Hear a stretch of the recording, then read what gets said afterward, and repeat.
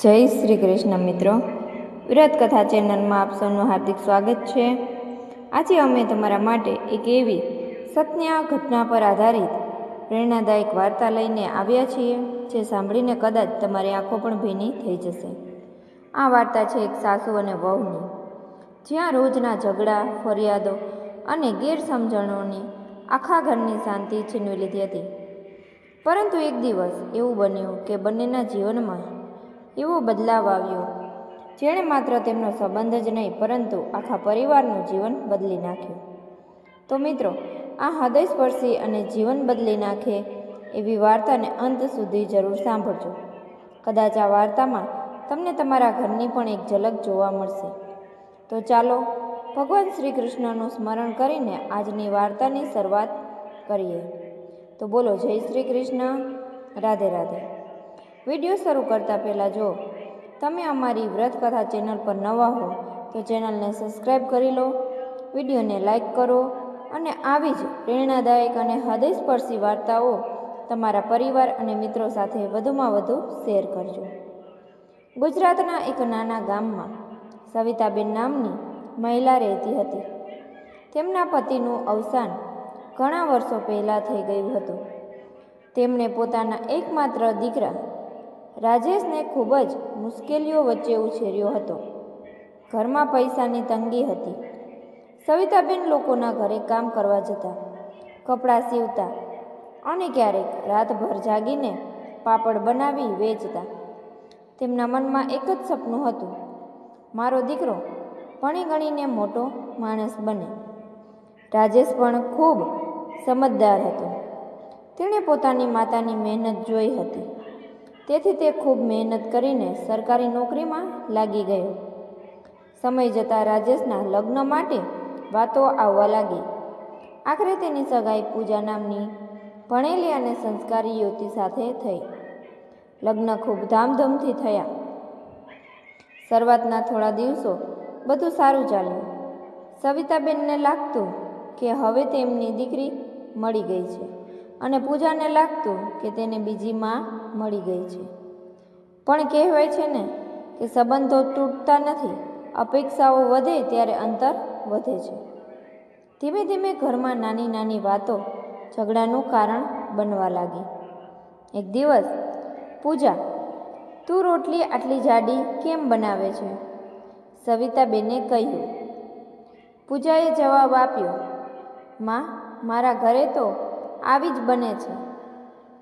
સવિતાબેન ગુસ્સે થઈ ગયા, અહીં તારા ઘર જેવા નિયમો નહીં ચાલે। પૂજાને ખૂબ દુઃખ થયું।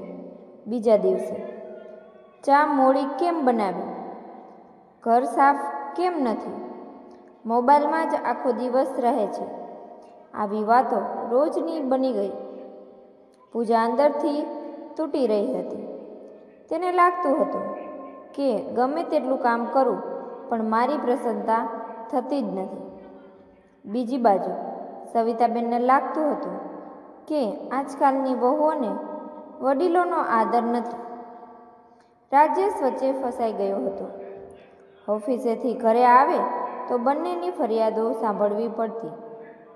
એક દિવસ પૂજા ખૂબ રડી। તેણે રાજેશને કહ્યું, હું આ ઘરમાં વધુ રહી શકીશ નહીં, હું મારા પિયરે જતી રહીશ। રાજેશ મૌન રહ્યો, કારણ કે તેને પોતાની માતા અને પત્ની બંને પ્રિય હતા। બીજા દિવસે પૂજા મંદિરે ગઈ। ત્યાં એક વૃદ્ધ મહિલા ભગવાનના દર્શન કરીને બહાર બેઠી હતી।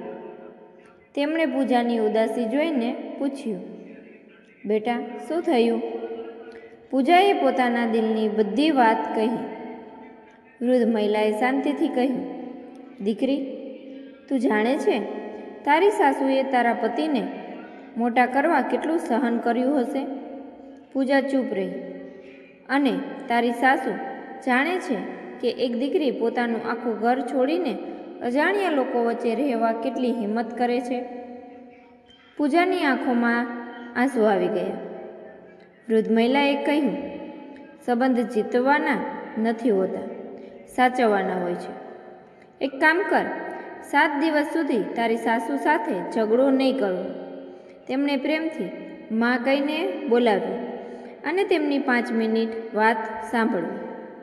પૂજાએ વિચાર્યું કે એકવાર પ્રયાસ કરીને જોવું તો જોઈએ.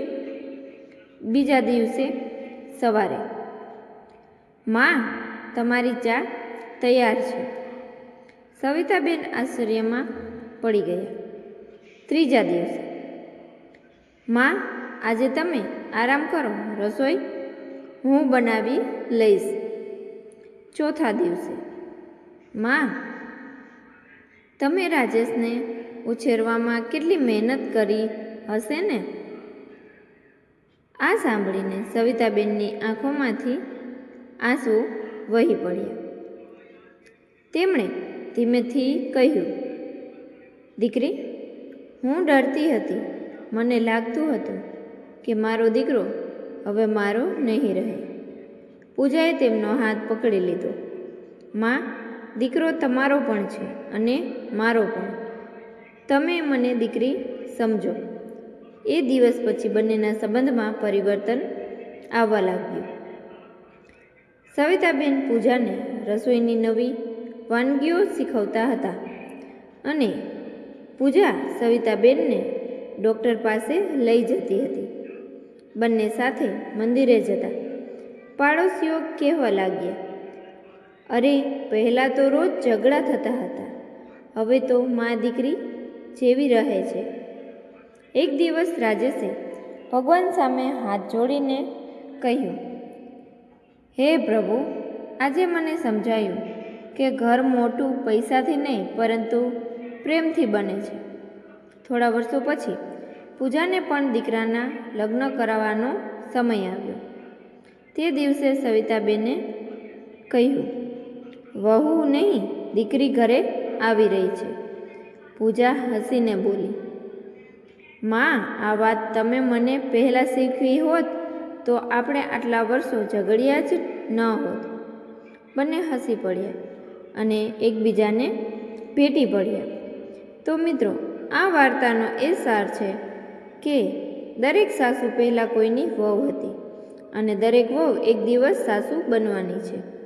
ઘરમાં સુખ જોઈએ તો સાસુએ વહુને દીકરી સમજવી જોઈએ અને વહુએ સાસુને માતાનો આદર આપવો જોઈએ.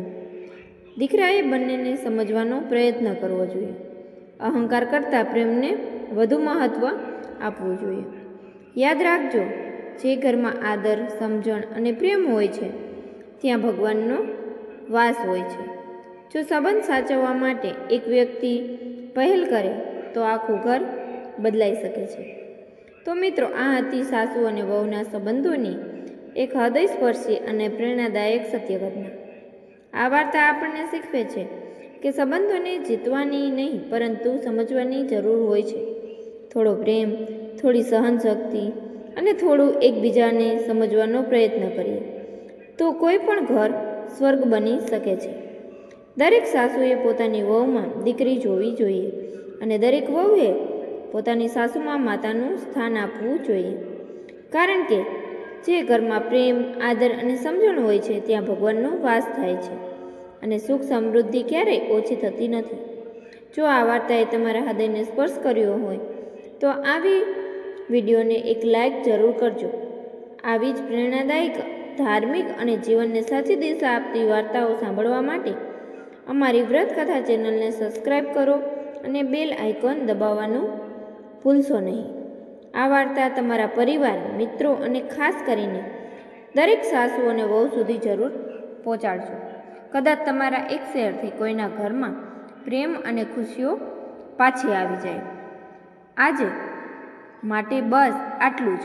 ફરી મળીશું એક નવી પ્રેરણાદાયી વાર્તા સાથે. ત્યાં સુધી હસતા રહો, ખુશ રહો અને ભગવાન પર અતૂટ વિશ્વાસ રાખો. બોલો જય શ્રી કૃષ્ણ. રાધે રાધે. વ્રતકથા ભક્તિ, સંસ્કાર અને જીવનને સાચી દિશા આપતી વાર્તાઓ.